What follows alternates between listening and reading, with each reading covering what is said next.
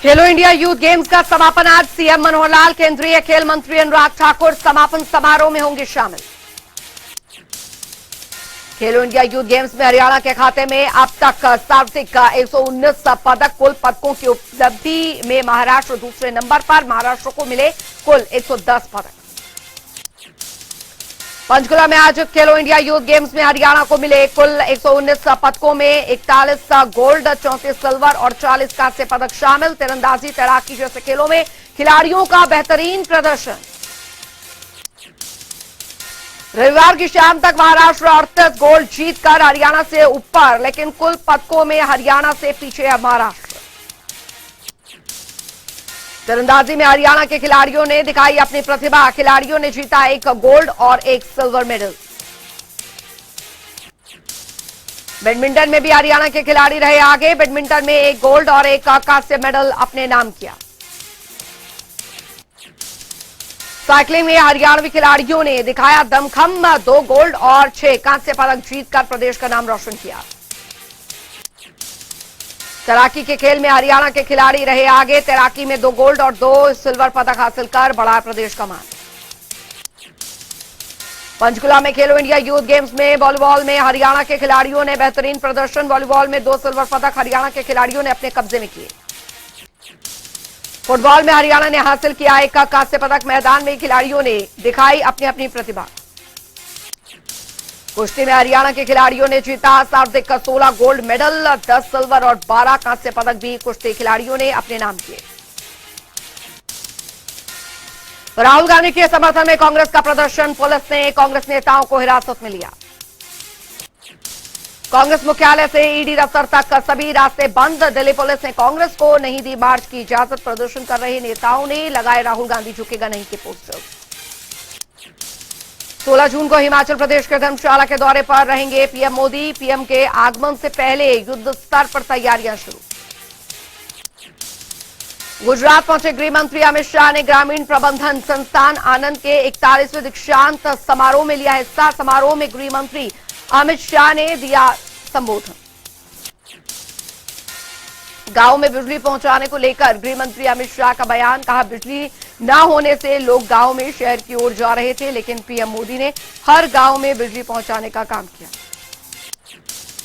गृह मंत्री अमित शाह ने गांव के विकास का किया जिक्र। कहा, गांव को सुविधा युक्त बनाना ही ग्रामीण विकास का पहलू। जनेवा में G33 मंत्री स्तरीय बैठक में भाग लेने पहुंचे केंद्रीय मंत्री पीयूष गोयल। जनेवा में 12वीं मंत्री स्तरीय WTO बैठक में बहुपक्षीय व्यापार प्रणाली की चुनौतियों पर हुई चर्चा।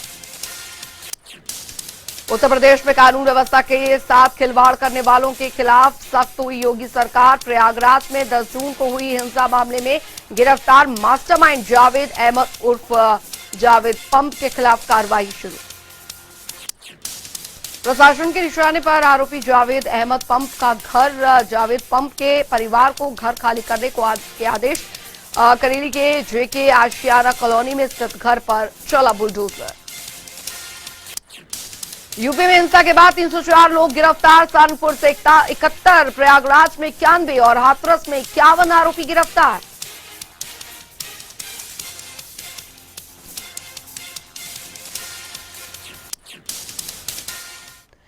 संयुक्त राष्ट्र महासभा ने भारत के हिंदी भाषा के प्रस्ताव को दी मंजूरी। अब हिंदी में भी पेश किए जाएंगे यूएन के सभी कामकाज और जरूरी संदेश। अभी तक 6 आधिकारिक भाषाओं में ही होते थे संयुक्त राष्ट्र के कामकाज। इनमें अरबी, चीनी, अंग्रेजी, फ्रेंच, रूसी और स्पेनिश भाषा शामिल। साल 2018 में शुरू की गई थी हिंदी @UN परियोजना। हिंदी भाषा में संयुक्त राष्ट्र की सार्वजनिक पहुंच को बढ़ाना था लक्ष्य। छत्तीसगढ़ के जांजगीर चांपा जिले के पेहरिद गांव में 80 फुट गहरे बोरवेल में गिरे बच्चे। राहुल साहू का बचाव अभियान जारी। बचाव अभियान में जिलाधिकारी और एसपी मौजूद। राज्य में हुई हिंसा पर AIMIM प्रमुख असरुद्दीन ओवैसी ने किया प्रेस कॉन्फ्रेंस। बीजेपी की निलंबित नेत्री नुपुर शर्मा के बारे में सरकार से की खास मांग। प्रेस कॉन्फ्रेंस में ओवैसी का बयान, राज्य में प्रदर्शन कर रहे लोगों पर फायरिंग हुई, ऐसा नहीं होना चाहिए था, हिंसा को रोकना सरकार का कर्तव्य है। ओवैसी ने प्रेस कॉन्फ्रेंस में दी जानकारी, धर्म के खिलाफ प्रतिकूल टिप्पणियों के लिए नुपुर शर्मा के खिलाफ दर्ज की गई प्राथमिकी, हमें नुपुर शर्मा की माफी की जरूरत नहीं। जम्मू कश्मीर के पुलवामा में सुरक्षा बलों और आतंकवादियों के बीच मुठभेड़ में 3 आतंकी ढेर।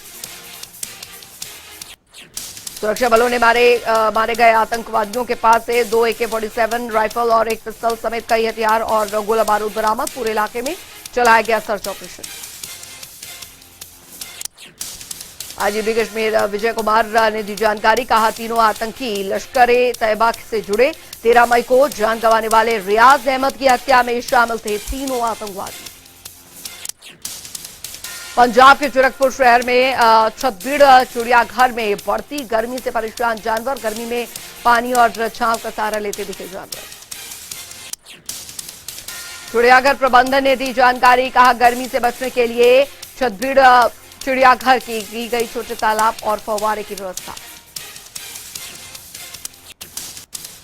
भीषण गर्मी में पानी के मामले पर दिल्ली बीजेपी के डेलीगेशन ने की मुलाकात। सीएम मनोहर लाल का बयान, कहा निर्धारित कोटे के मुताबिक ही हरियाणा सरकार दिल्ली को पानी दे रही है। सीएम मनोहर लाल से दिल्ली बीजेपी नेताओं के प्रतिनिधिमंडल ने की मुलाकात। बैठक में दिल्ली बीजेपी के अध्यक्ष आदेश गुप्ता रहे मौजूद। दिल्ली को मिलने वाले पानी को और बढ़ाने की रखी मांग।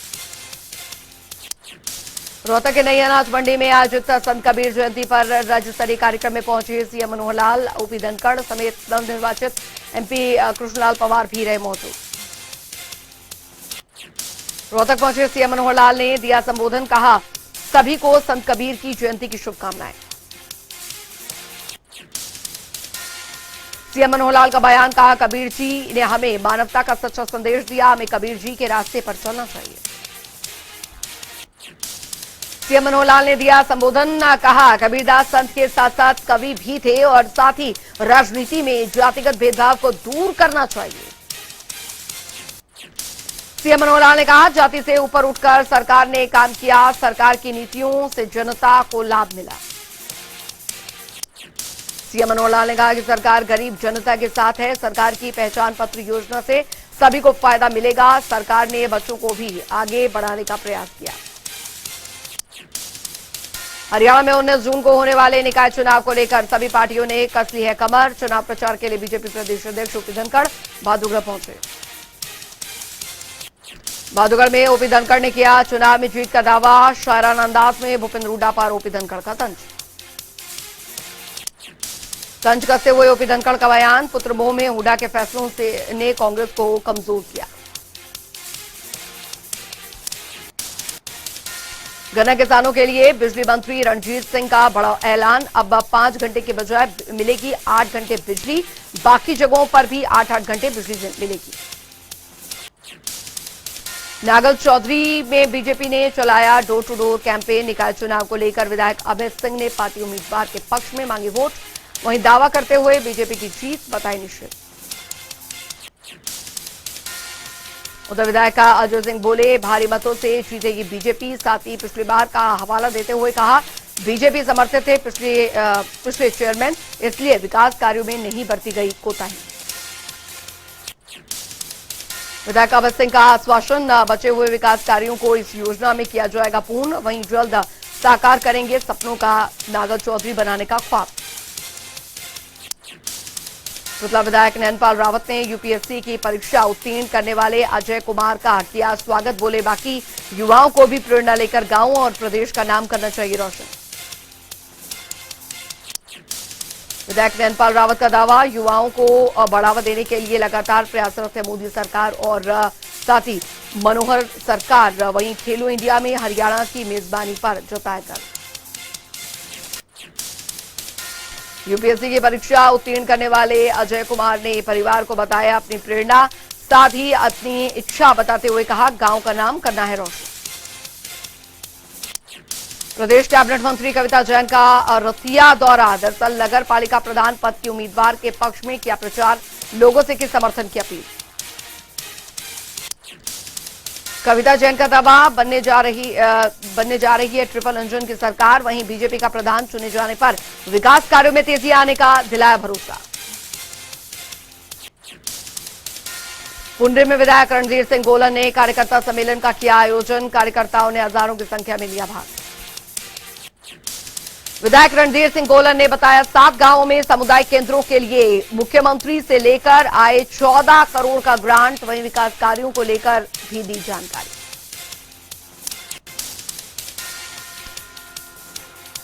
उधर यमुनानगर में सीएम फ्लाइंग की टीम ने अनाज मंडी में की छापेमारी। रेड के दौरान मौके पर गेहूं में पानी डालते हुए 3 लोगों को दबोचा।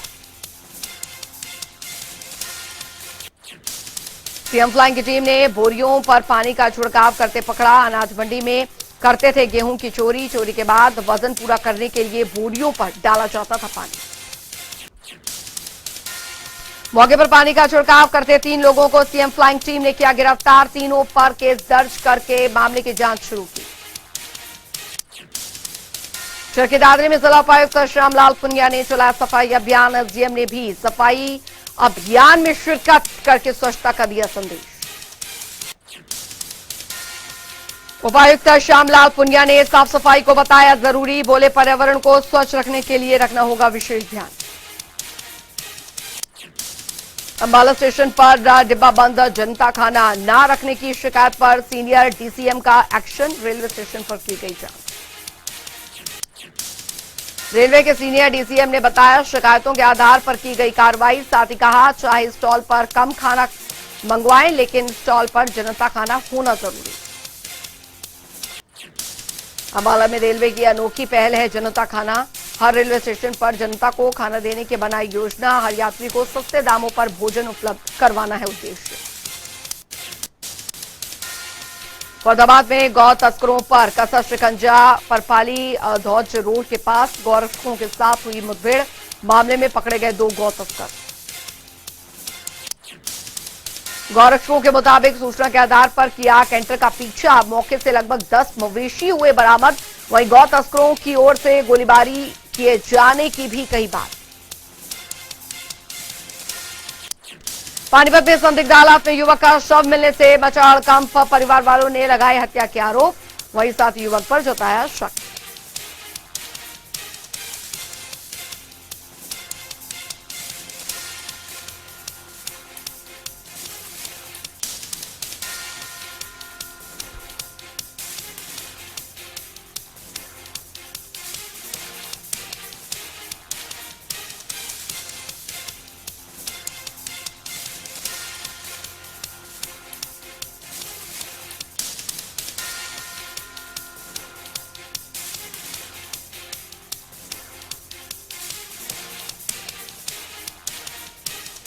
इंतजार की झुग्गियों में लगी आग। आग में झुलस कर एक बच्चे की मौत। आग में झुग्गी झोपड़ियां जलकर हुई राख।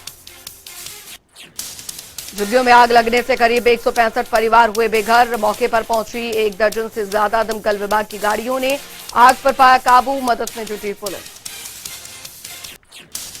पानीपत में एक बुजुर्ग महिला की संदिग्ध हालत में हुई मौत। घर में अकेली रह रही थी बुजुर्ग महिला। घर से बदबू आने पर पड़ोसियों ने पुलिस को दी सूचना। सूचना मिलने पर मौके पर पहुंची पुलिस। शव को कब्जे में लेकर मामले की जांच में जुटी पुलिस। कैथल में कई जिलों से बैटरियां चुराने वाले गिरोह का हुआ पर्दाफाश। सीआईए 1 की टीम ने कार्रवाई करते हुए एक चोर और चोरी की बैटरियां खरीदने वाले दुकानदार को किया गिरफ्तार। शुरुआती जानकारी के मुताबिक चोरी की 36 वारदातों में शामिल था चोर। डीएसपी ने प्रेस वार्ता कर दी जानकारी। पकड़े गए चोर से पूछताछ करने की कही बात। हिमाचल में सत्ता वापसी के लिए चंडीगढ़ में कांग्रेस ने तैयार किया रोड मैप। प्रभारी राजीव शुक्ला की अध्यक्षता में हुई बैठक। नेताओं को एकजुटता का पड़ा पाठ।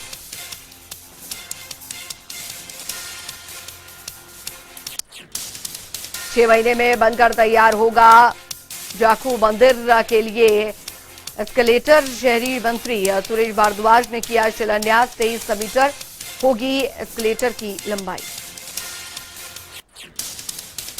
फिर गहराया शिमला में पानी का संकट। दूषित पेयजल स्रोतों से पानी पीने को मजबूर लोग। अब 5 दिन बाद मिल रही पानी की सप्लाई। शिमला में 16 से 18 जून तक होगा अंतर्राष्ट्रीय साहित्य महोत्सव। 15 देशों के 425 से अधिक लेखक लेंगे भाग। सभी करेंगे 64 कार्यक्रमों में 60 भाषाओं का प्रतिनिधित्व। हिमाचल में कभी भी आ सकता है मानसून। परिस्थितियां पूरी तरह से अनुकूल। रोजाना हो रही बारिश ने गर्मी से दिलाई राहत। करसौग में टूर्नामेंट के लिए जा रहे थे छात्र, अनियंत्रित होकर खाई में गिरी कार। 2 घायल छात्रों का अस्पताल में चल रहा इलाज, 3 सुरक्षित।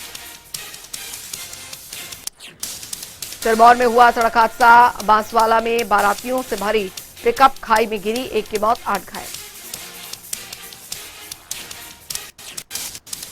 दुनिया में अब तक करीब 54 करोड़ हुए कोरोना के केस। वहीं 51 करोड़ 19 लाख से ज्यादा लोग हुए रिकवर। मौत का आंकड़ा 63,28,000 से ज्यादा। भारत में 24 घंटे में मिले कोरोना के 8,582 से ज्यादा मरीज। 36,260 से ज्यादा केस एक्टिव। 4 लोगों ने गंवाई जान। भारत में 4 करोड़ 32 लाख से भी ज्यादा हुए कोरोना के केस। करीब 4 करोड़ 26 लाख से ज्यादा मरीज अब तक ठीक होकर लौटे घर। मौत का आंकड़ा 5,25,000 के पार। दिल्ली में 24 घंटे के भीतर मिले 795 कोरोना के नए मामले। कुल मामले 19 लाख के पार। वहीं कुल एक्टिव केसों की संख्या 2000 से भी ज्यादा। महाराष्ट्र में 24 घंटे मिले 2,922 से ज्यादा नए मामले। कुल संक्रमितों की संख्या 79 लाख के पार। कुल एक्टिव केसों की संख्या 14,800 से ज्यादा। हरियाणा में 24 घंटे मिले 411 कोरोना के नए मरीज। कुल मामले 10 लाख के पार, 200 से ज्यादा एक्टिव केस। वहीं मौत का आंकड़ा 10,600 के पार। हिमाचल में 24 घंटे में मिले कोरोना के 17 नए केस। कुल मामले 2,85,000 के पार। एक्टिव केसों की संख्या 130। मौत का आंकड़ा 4,136।